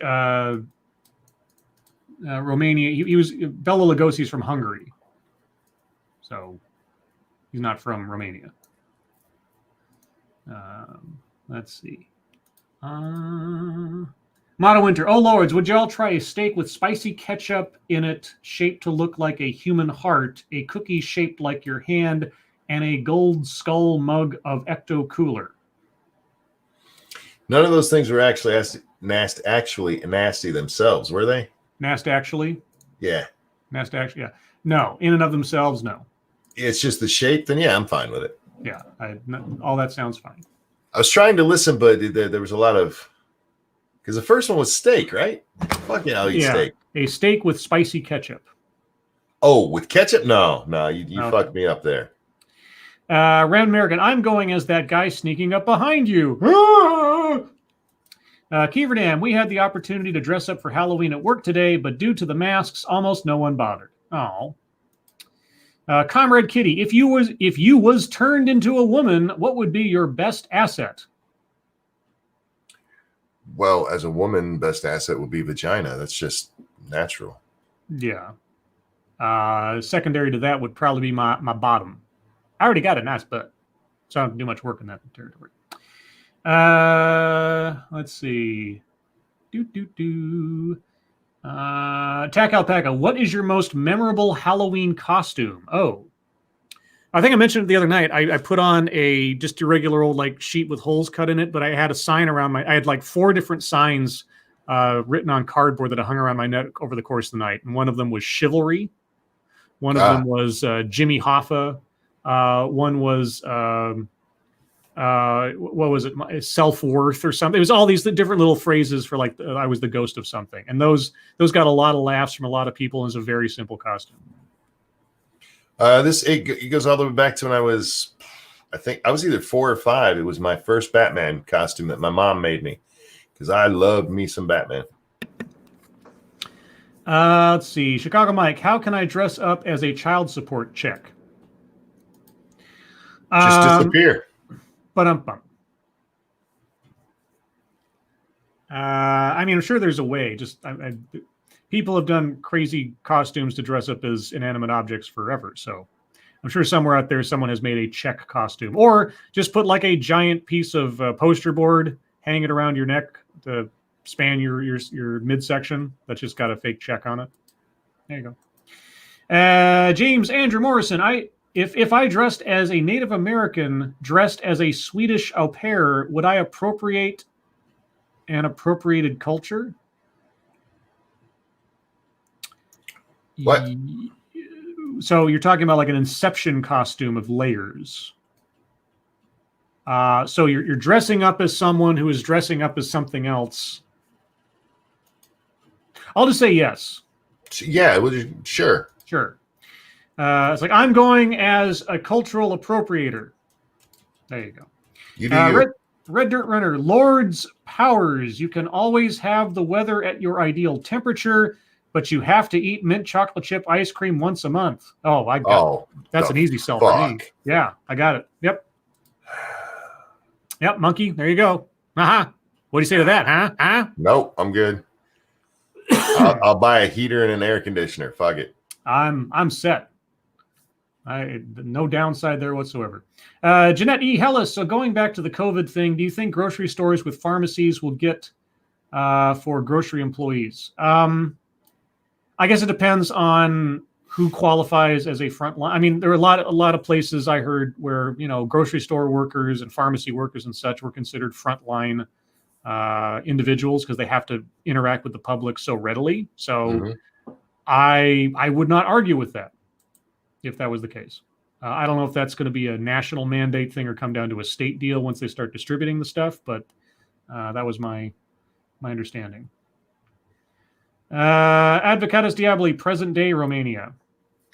I don't know what present day Romania is versus. Did the part of Hungary that Bela Lugosi come from, is that now part of Romania? I don't know. I don't know geography where the fuck, dude. Yeah. Well, no, I'm asking rhetorically. I'm answering realistically. Nast actually. Yeah. That's what Kiefer Dam just said. Red Dirt Runner, Monk, for Christmas, can I send you a vape? You sound like you could use one for hating on mint chocolate chip. No. I had a vape. I just don't use it. That was one of the fuckatries I forgot to mention. I forget who it was. Somebody said that why can't we take the rights away from people who like mint chocolate chip or something like that? Yep, that was one I had responded to. She's a sweetheart. Yeah, and I said mint chocolate chip ice cream is the preferred ice cream of kinky sex machines. And I said, you made it grosser. And then somebody said, you like cold hot dogs. Well, they're right. Yeah. There's nothing wrong with that. Let's see. Ebony Williams, my lords, which mythical creature do you think could be easily domesticated? Mythical creature. None. Have you seen them? Easily domesticated. Succubus. No, that doesn't. Bantha, because they are domesticated. There you go. By the Sand People, which I just saw the first episode of season 2 of The Mandalorian. The story was a bit hackneyed. I think they'd already done something exactly like it in season 1. The acting on one character's part was really poor. It was a fun story, and there were lots of little Easter eggs in there for Star Wars fans. So I appreciated those. But as the first opening salvo, the only thing really worth mentioning is one particular costume, which I won't give away, and a cameo at the very end, sort of post-credit style, that I won't give away. It felt like a filler episode. It really did. As an opening, like I say, as an opening, I guess they're going to build up to stuff. So wasn't terrible, but wasn't great. Let's see. Cryptic. Present-day Romania only produced one good thing, Sora Luna. Oh, well then. Fair. Chicago Mike, thank you. Looking forward to someone dressing up as the very scary Nancy Pelosi. Oh, it's being done, I'm sure. It's being done. Let's see. Evil Jonathan, Scribe, have you seen The Freshman starring Marlon Brando? Yes, many moons ago I did. Good movie. It's one of the few Matthew Broderick movies I really like, aside from Ferris Bueller's Day Off. Because a lot of Matthew Broderick movies are kind of weak. Uh-oh, now my lights are flickering. Well, if I suddenly disappear, guys, there might be a power problem. I don't know. Then we'll see you tomorrow. Yeah, as the stream will continue on without me because I can't turn it off. Let's see, and then chat jump. So if I missed your question, guys, put it in there again. Jim Beam, Lawton's in chat. Has any of your vehicles ever blown AC on the driver's side and heat on the passenger side, and how was it fixed? I don't own a vehicle, have never done so I don't have a story. Monkey? Yeah. How was it fixed? I took it to a mechanic, and a couple of days later, I gave him a bunch of money, and then it was fixed. Ta-da! I wish I could tell you what they did. I don't know shit about cars. I can fix older cars back before they put computers and shit in them because it was simple mechanics. These days, that happened on our Escort, which was a 94, 95, something like that. Once they stopped doing it in that little hatchback style, when they actually put a trunk on them for a change. And yeah, we had that issue. But yeah, and unfortunately, I took it to a mechanic and he fixed it.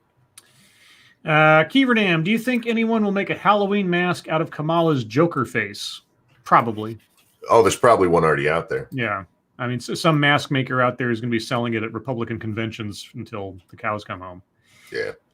Your boy Pat, Scriblight, have you seen their race swapping Anne Boleyn? I saw that. I also saw, and I didn't know this, apparently in production, is one of my favorite Tom Clancy novels, Without Remorse, which tells the sort of origin story of John Clark, who is sort of like the Tom Clancy super secret agent James Bondish, but much more military in his series. And he becomes a more prominent character as the books go on. But that's one of my favorite books of Tom Clancy because it is it sets outside of his regular political techno thriller stuff, and it's basically like a Punisher novel, and it's great. Apparently, it's in production right now, starring Michael B. Jordan. Oh, who I think is far too young to play that character, and I'm not quite sure how they're going to do it, because if they did Without Remorse in the way the book has it out, you would have this really hard-boiled, like 70s revenge story, amazing thing, because John Clark was already a war veteran at the point of the story that he gets to, and he's kind of like retired and dealing with his demons, and he falls in love with a lady, and then something terrible happens, and he goes on a revenge spree. It's great. It's great. Is that the character played by Willem Dafoe? Yes, in Clear and Present Danger. Clear and Present Danger. Willem Dafoe plays John Clark. I like Willem Dafoe. I don't think he was the best choice for that character. Fair enough. So I think John Clark is played by, was it? Oh God, there was I forget which other movie it was that they had the character in, but I've never really seen him played by someone who really pulled it off. I like Josh Brolin. Josh Brolin, maybe a few years younger now, would have been a perfect John Clark. He's got that very gruff, rough and tumble look to him, and he looks like he could be a war veteran kind of thing. Anyway, so I was kind of surprised that Michael B. Jordan was cast, because I thought he's way too young. So I'm not quite sure what they're going to do with the story now. That's the one thing that I'm kind of concerned about, because after what they did with Sum of All Fears, totally ruined that book and story with that movie. Next to Without Remorse, Sum of All Fears is my favorite Tom Clancy novel. And I know you should be saying, well, isn't Hunt for Red October Scribe? Hunt for Red October is a great book, really great book. But Sum of All Fears is this epic, expansive, amazing tale. And the detail that Tom Clancy, he dedicates an entire chapter, which might sound stupid, but the way he relays it is so amazing. He dedicates an entire chapter just to detailing the process of a nuclear bomb going off. Step by step, like all the things that happen within nanoseconds. He talks about it. It's just like the way he tells the story of a bomb going off reads like a techno thriller unto itself. It's amazing, and they ruined it with that movie. Anyway, I could go on. Sum of All Fears. I don't know the story from the book because I've never read any of Clancy's books. Yeah, it was just such a weird movie. They changed. Sorry, go ahead. Sorry. It could have been good, but there was so much of it. Just like that. That was like it was made for everything wrong with this movies. I mean, they changed the entire tempo of the movie. The story in Sum of All Fears is such a. It's one of those things where like one domino falls years ago, and it sets off a chain reaction. It's almost like talking about how the bomb goes off, a chain reaction. There was, so it starts out in the 6-Day War in Israel, way back when. One mistake on a military base leads to the wrong payload being put onto a plane, which then ends up dropped into a farmer's field, who then just covers it up because he doesn't know what it is. And it sits there for years and years and years, discovered by somebody else, and sets off this whole chain of stuff. And then in the background, there's a whole political thing going on about the Middle East. They changed so much about the story that it's unrecognizable. It is not. You see the movie The Sum of All Fears, that is not the story of The Sum of All Fears.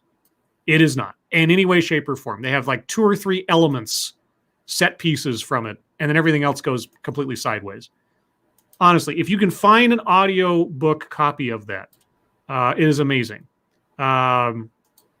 David Ogden Stiers, the guy who plays Winchester on MASH, who's now deceased, he was basically the official voice of doing Tom Clancy audiobooks. He's amazing. Listening to that book over the course of time, I still do it once in a while. It's great. I cannot more highly recommend Sum of All Fears audiobook. And Without Remorse as a reading book. Reading that book is like pulp novel action revenge story. It's so good. Gotcha. Anyway, as you can tell, I'm a little bit of a fan. Sounds like. That's Let's cool. see. Red Dirt Runner, Scribe Light, have you thought of going as Ruth Vader Ginsburg? I'm not going as anything. I got no parties to go to. I got no one to hang out with. I'm all alone. I used to go as a disgruntled employee, which, by the way, your boss does not like that joke. This year I'm going as a crippled grandpa.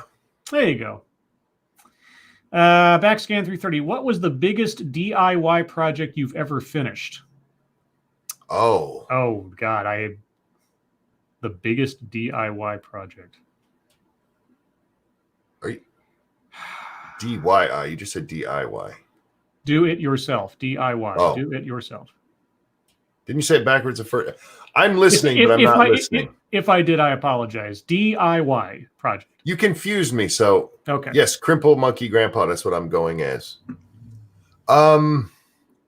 I don't know. I'm not much of a do-it-yourselfer, to be honest.